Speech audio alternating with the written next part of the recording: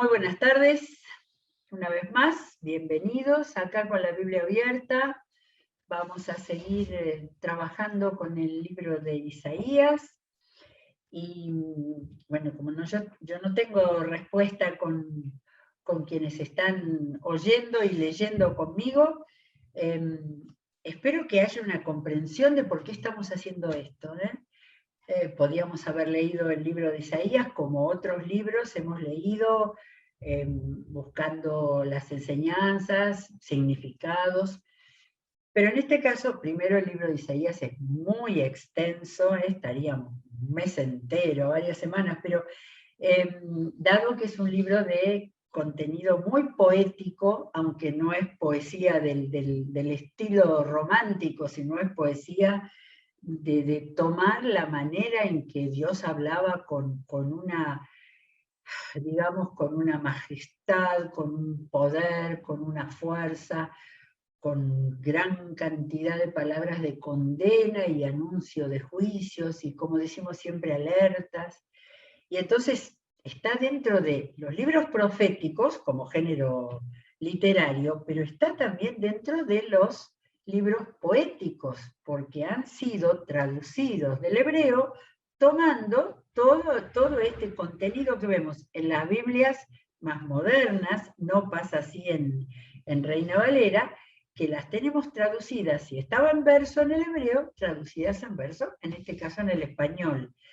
De manera que lo que quería decir es que no estamos leyendo especialmente el contenido del libro de Isaías, aunque por supuesto de todo lo que leemos extraemos contenido, pero estamos mirando la gran riqueza poética en estas expresiones, no por la poesía en sí misma, sino por el valor del contenido dicho, no en lenguaje llano, como sería una prosa, como sería un relato, como sería el género narrativo que tienen los primeros libros de la Biblia, sino que todo esto que está dicho, la mayoría palabra del Señor y luego palabra del profeta, lo tenemos dicho con los recursos del lenguaje en lo que llamamos figuras del lenguaje. Muchas veces son recursos. Por ejemplo, cuando tenemos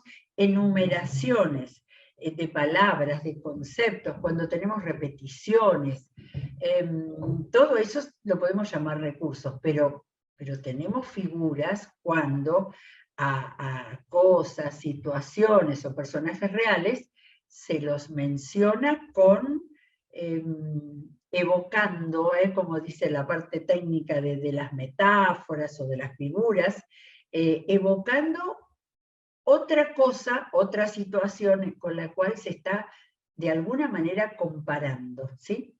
Es una comparación cuando dice cómo. Hemos leído montones de comparaciones ahora hasta el capítulo 14, ¿sí? Y siempre mencionamos, esta es una comparación. Pero tenemos una metáfora cuando no dice cómo, sino directamente, cuando decía, ¿qué era? Asiria, la perla del desierto, y entonces ahí está comparando al imperio con una perla, para después anunciar cómo va a caer. Entonces, mis primeras palabras eran que no tomemos con menos valor el hecho de que estamos un poco seleccionando y marcando las figuras del lenguaje, tratando de desentrañar contenidos, tratando de ver qué es lo que Dios estaba diciendo de esas maneras figuradas, se usa la palabra figurada, para decir una gran verdad que va desde su enojo a su misericordia, a su análisis de cómo veía él a las personas, a los imperios, a los países, ¿sí? Bueno, vamos a seguir. Tomo de lo último que leímos, vamos por el capítulo 14, hoy empezamos el 15, hoy vamos a hacer varios capítulos para que no se haga tan largo, pero también porque tienen muchas veces hay figuras repetidas, vamos a tratar de hacerlo un poquito más apurado.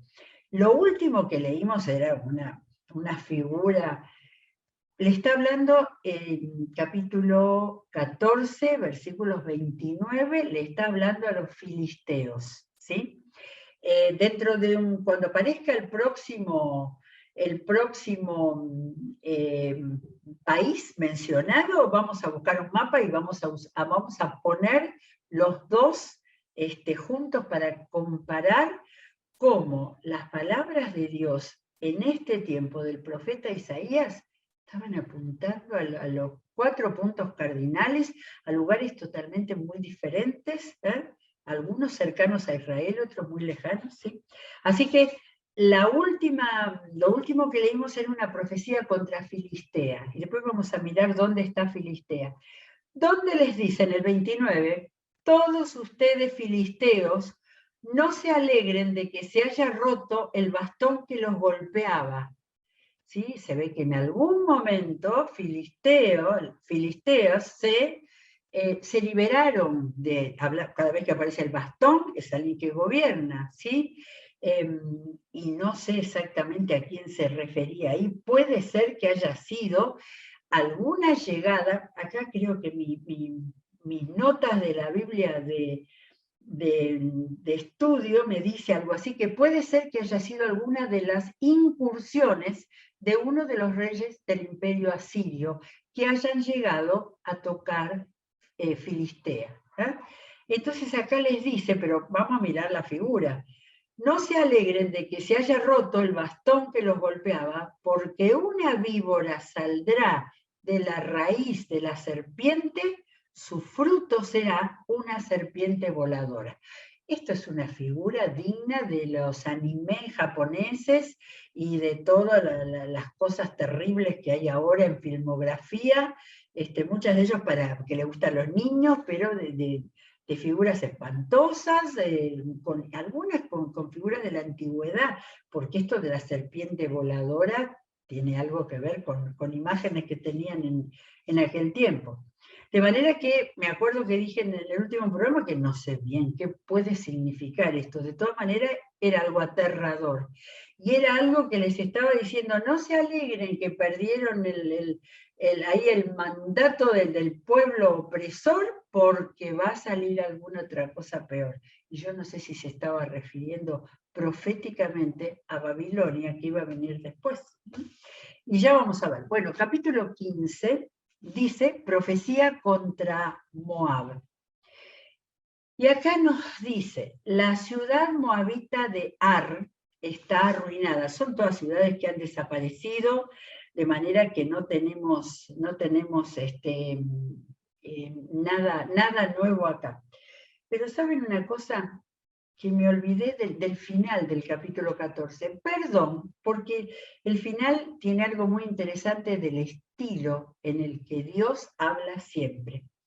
Les dice, me quedé con el 29, en el 31 dice, viene del norte una nube de humo. No se inventó contemporáneamente la idea de la nube de humo, ¿no?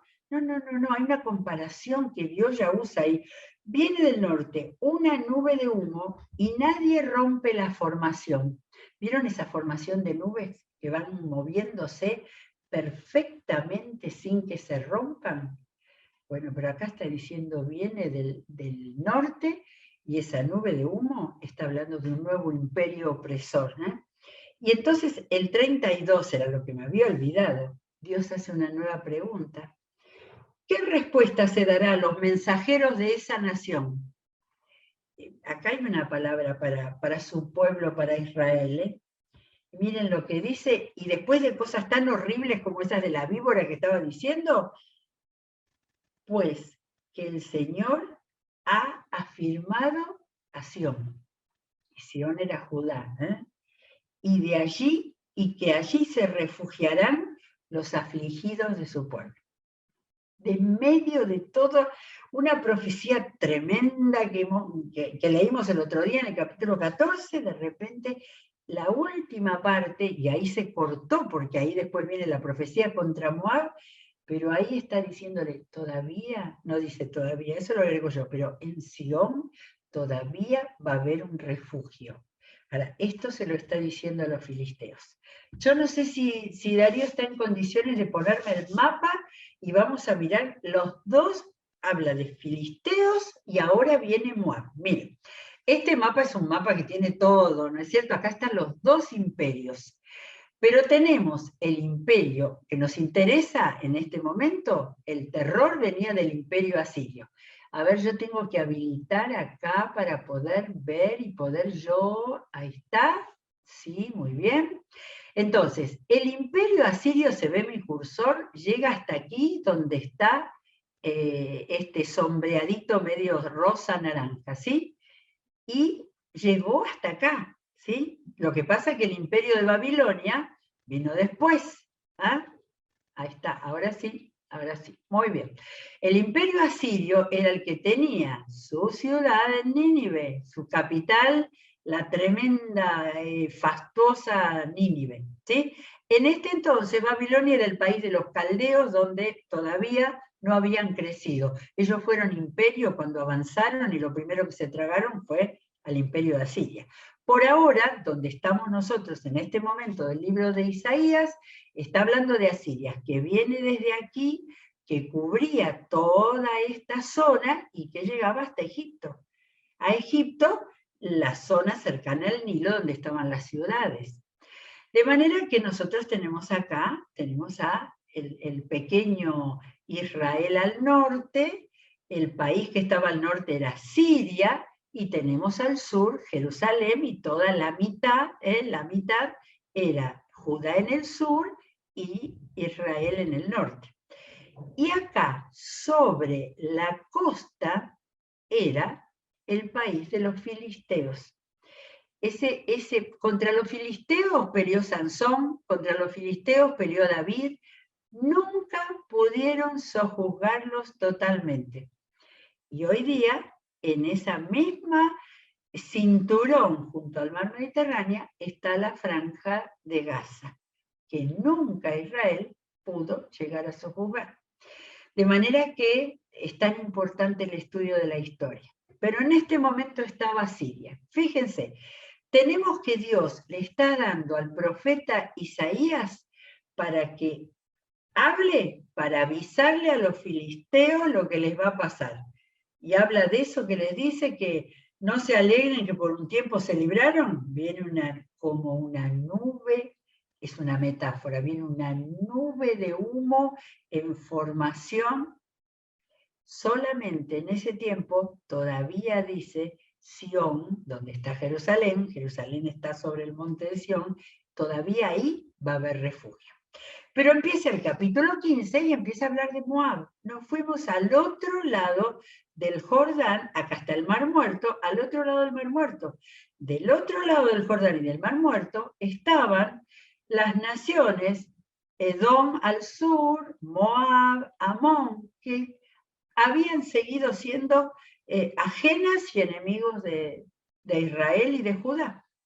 De manera tal que ahora vamos a empezar a leer algunos versículos del capítulo 15 contra Moab. 16 también es contra Moab. Voy a leer muy poquito, porque saben, del 1 de 1 y 2, leo el 1 y 2. La ciudad moabita de Ar, que no quedó para nada, está arruinada, destruida en una noche. La ciudad moabita de Kir está arruinada, destruida en una noche. Versos paralelos ahí. ¿Se dan cuenta que acá estaba Moab y estaba ya dentro de todo lo que era el imperio asirio? ¿Sí? De manera que, fíjense cómo está dicho, si no fuera poético y con figuras de lenguaje, diría, la ciudad moabita está destruida, punto. No, está con una figura para que entendamos, está arruinada y después dice destruida en una noche. Y entonces viene lo que me di cuenta, digo, pero a ver, ¿qué son estas figuras? Miren, leo un poquito. Acuden los de Dibón al templo, a sus altares paganos para llorar. Moab está gimiendo, rapadas están todas las cabezas y afeitadas todas las barbas. Los hombres eran barbudos, afeitadas quizás eran para denigrarlos. Todos deshechos en llanto van por las calles, vestidos de luto, gimen en los techos y en las plazas. La mayor parte de este capítulo 15 está inundada de lágrimas. O sea, entonces digo, acá en realidad no hay figuras del lenguaje. Lo que hay es una descripción del estado emocional del pueblo de Moab, que nunca lo pudo sojuzgar ni capturar Israel, y que sí, el imperio asirio se lo comió. Mientras tanto, ellos estuvieron, ¿sí? Y entonces, lo que este capítulo 15 nos muestra es el estado emocional. Lloran, gimen, claman. Todas las palabras que hay en la lengua están para mostrar el estado emocional. Después marqué hay algo que tiene mucho Isaías, que parece que hay una cámara sacando fotos. Miren la foto de acá. En el 6, se han secado las aguas del Nimrim, un río que andaba por ahí. Se ha marchitado la hierba, ya no hay vegetación, no ha quedado nada verde. Así que ahí tenemos una foto que nos muestra cuando no hay vegetación, cuando no hay nada, ahí ha pasado un ejército, ahí no hay nadie que siembre, ahí no hay pobladores y ahí no hay nada. Capítulo 15. Y 6 y 7 habla de la huida. Miren cómo está la huida relatada. Por eso se llevaron, más allá del arroyo de los sauces, las muchas riquezas que amasaron. Su grito desesperado va recorriendo la frontera de Moab. Quiere decir, me paro de nuevo con el cursor acá en Moab, a la derecha, o sea, al este del Mar Muerto, todo ese país fue, y ven ustedes que hasta acá llega la marca de Asiria. Bueno, voy al capítulo 16, que sigue hablando de Moab, perdón, de Moab. A ver, acá tenemos dos comparaciones en el versículo 2. Las mujeres de Moab en los vados del Arnón. El Arnón, sí, acá no hay ríos, pero el Arnón es uno de los ríos muy importantes que cuando estudiamos geografía de Palestina, la estudiamos. Creo que es uno de los que está más al sur. Y no sé si no es este que está acá sin nombre y que llega hasta el desierto de Arabia. Entonces dice que las mujeres de Moab en los vados del Arnón parecen, comparación, aves que espantadas abandonan el nido. De manera que toda la imagen que tenemos ahí, o sea, me estoy acordando del, ¿cómo se llamaba? El éxodo jujeño en el tiempo de la colonia, en lo que todavía no era la Argentina, donde los jujeños con sus paquetitos se fueron huyendo porque estaban los españoles tratando de salvar sus pocas pertenencias. Acá las que escapan son las mujeres de Moab. Parecen aves que espantadas abandonan el nido. Dice, me gusta el versículo 4, deja que los fugitivos de Moab encuentren en ti un refugio, protégelos del destructor. Estará hablando cuando, como en el otro capítulo decía que iba a haber refugio en Sión, Moab, que había sido enemiga siempre de Israel y de Judá. Bueno, vamos a ver qué más tenemos acá en el 15. En el 15 salgo de las figuras del lenguaje y presté atención a una profecía. Leo el 4, la mitad del 4 y el 5. Cuando la opresión llegue a su fin y la destrucción se acabe, el agresor desaparecerá de la tierra. Esto es una profecía porque el imperio, el vasto imperio que llegaba, viene hasta el este y hasta el norte, el imperio de Asiria. Miren que iba desde la punta esta ya. Yo creo que eso es territorio, hoy día es territorio de Irán. Creo que es territorio de lo que hoy es Irán, parte de Turquía, y llega, y Siria, acá está el Líbano hoy, bueno, aquí está Israel, llegaba hasta Egipto. Por eso hay tanto terror en los profetas que van anunciando el alerta porque se viene el imperio egipcio.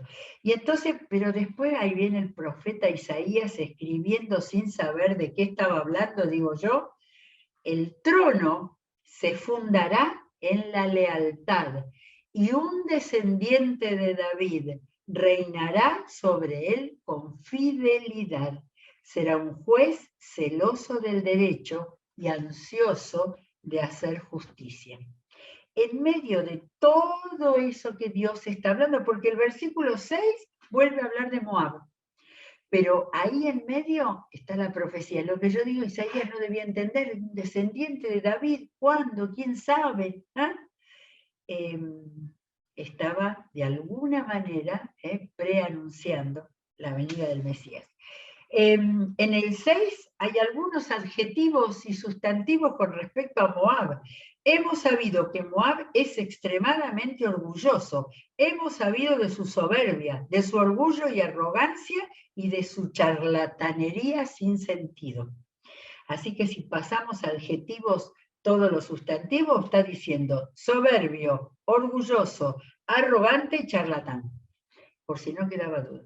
De manera, ahora, el versículo anterior, ese que habla de que va a venir un juez justo con lealtad, es la figura del Mesías que está siempre atravesando todas las profecías del Antiguo Testamento. Bueno, y sigue llanto, ¿eh? Por eso gimen los moabitas, todos ellos gimen por Moab. Seguimos. Vamos al 17. Miren lo que viene el capítulo 17, y allá me voy al norte, siguiendo el camino de la costa. Está hablando de Damasco. Acá está Damasco, es capital de Siria. Sigue siendo hoy capital de Siria, Damasco. Así que de Moab, acá bien viene en el sur, sube hasta Damasco y viene una tremenda profecía en Siria, siempre enemigo de Israel, sobre todo de Israel, de la nación del norte. Vamos a ver el versículo 4 para no leer tonto. Dice, en aquel día, 17:4, se debilitará la gloria de Jacob. En ese día se debilitará la gloria de Jacob. Y le puse una marca con el versículo 9. Vuelve a retomar, porque acá yo creo que el Señor le llenaba la mente a Isaías. Isaías casi no llegaba a escribir tantas cosas. Del 4, yo paso al 9, en aquel día, vuelve con la misma expresión, las ciudades fortificadas que fueron abandonadas por causa de los israelitas, abandonadas por causa de las israelitas ahí en la zona de Damasco, serán como lugares abandonados que se convierten en bosques y matorrales. Todo será desolación. ¿Ah? Ahora, en el 17:4 hablaba de cuando se debilitará la gloria de Jacob. ¿Sí? Cuando primero venían los sirios, claro, los sirios era Damasco. Está hablando con la profecía contra Damasco, pero a la vez le pasa factura a Israel, porque Siria vino sobre las tribus del norte de Israel, que Israel estaba idólatra y abandonando al Señor. Bueno, a ver si hay algo más. 7 de nuevo, me fui al 9 porque lo había enganchado, pero fíjense, 7, en aquel día buscará el hombre a su hacedor. Acá vienen esos pasajes de respiro. Buscará el hombre a su hacedor, fijará su mirada en el Santo de Israel, ya no se fijará en los altares que son obra de sus manos, ni volverá la mirada a las imágenes de acera, ni a los altares de incienso que sus dedos fabricaron. Y estamos clavados acá, porque esta es profecía contra Damasco, pero como Damasco, como los sirios habían avanzado sobre el norte de Israel, Israel también se había prostituido tras los ídolos. Y entonces en el 17, en el 7 al 11, 7 al 11, leemos el 10, el 11 dice, porque te olvidaste del Dios de tu ser. Esto es lo que le dice Dios. La voy a leer 7. no, 10 y 11, miren, porque te olvidaste del Dios de tu salvación, no te acordaste de la roca de tu fortaleza. Metáfora, la roca de tu fortaleza era el Señor, no era ninguna de las ciudades hermosas e importantes, era el Señor. Por eso, aunque siembres, miren esto, todo acá, el Señor pasa de hablar de animales a hablar de plantas, acá habla de plantas. Por eso, aunque siembres las plantas más selectas y plantes vides importadas, aunque las hagas crecer el día que las plantes y las hagas florecer al día siguiente, en el día del dolor y de la enfermedad incurable, la cosecha se malogrará. Estamos hablando en este tiempo, en el tiempo del imperio asirio, que estaba acechando y que siempre se estaba preparando para caer. Cayó sobre Siria, cayó sobre todo lo que era lo que era a quien ellos se llevaron en el 722, era al reino de Israel. Bien, acá vienen sonidos, miren sonidos en el capítulo 17. ¡Ay del rugido de muchas naciones! Braman como brama el mar. ¡Ay del clamor de los pueblos! Su estruendo es como el de aguas caudalosas. ¡Qué barbaridad! Hay muchas, muchas. Hay que leerlo en la actitud de estar mirando, escuchando, dándose cuenta. Esto es todo un relato de las cosas que el Señor va a hacer, pero todo el tiempo con imágenes, se nos dan imágenes que nos transmiten, como decíamos recién, las actitudes emocionales, ¿sí? Por más idólatras que fueran, cuando cayó el enemigo y los hizo escapar o los hizo perder todo lo que tenían y les robó todos, angustia, bramido, llanto. Muy bien, vamos a ver si podemos llegamos un poquito al 18, por lo menos, a ver, esperen, 18, contra Etiopía, y acá ni siquiera llega Etiopía estaba al sur de Egipto, ¿sí? Está hoy al sur de Egipto, el país de Etiopía. ¿Se dan cuenta? Las profecías van de un lado para el otro, porque contra todos Dios le está dando palabra a Isaías. ¿Ah? De manera que ahí al sur de Egipto tenemos Etiopía. ¿Y qué le dice Etiopía? ¡Ay de la tierra de zumbantes langostas!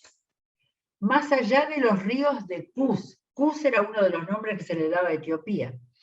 Que por las aguas del río Nilo envía emisarios en barcas de papiro.